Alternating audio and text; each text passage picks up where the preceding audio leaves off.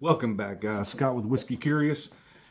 Today, I'm kind of reacting to what Clay put out the other day on his comparison with my cigar blend that I made up for our 50th blend, and he compared it to Joseph Magnus.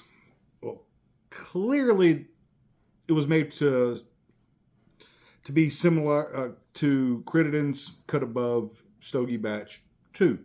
Not Joseph Magnus, which high praise to Clay for doing that. Didn't ask him to. He did it on his own. Cool. Thank you, sir, very much. But today, I'm working on a couple others, cigar blends, to see if I can come close to that high praise of a Joseph Magnus, even though he barely gave them the edge.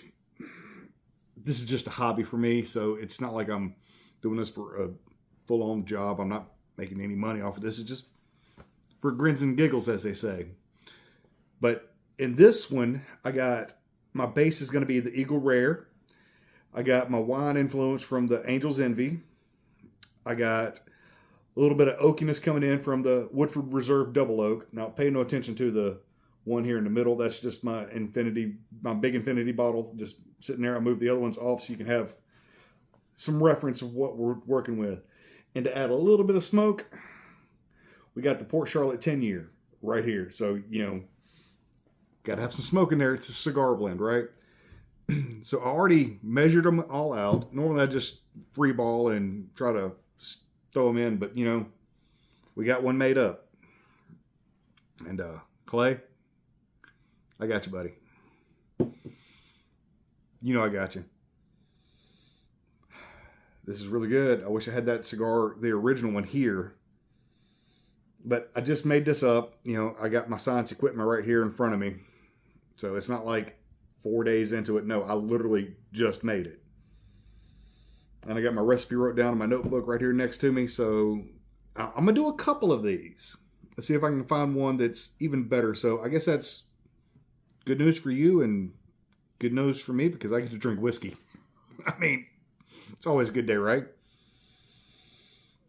But on this nose, I can smell that iodine smoke from the Port Charlotte. I only put just a little bit in there. I put like 10 mils in here out of 100 mil buildup, right? And I got a 50 mil sitting right here. So here's half of it. And no, that's not 50 in there. I got another one with half. So what I'm going to do is I'm going to take, with my next recipe, I'm going to put it with this one and see if it's any good.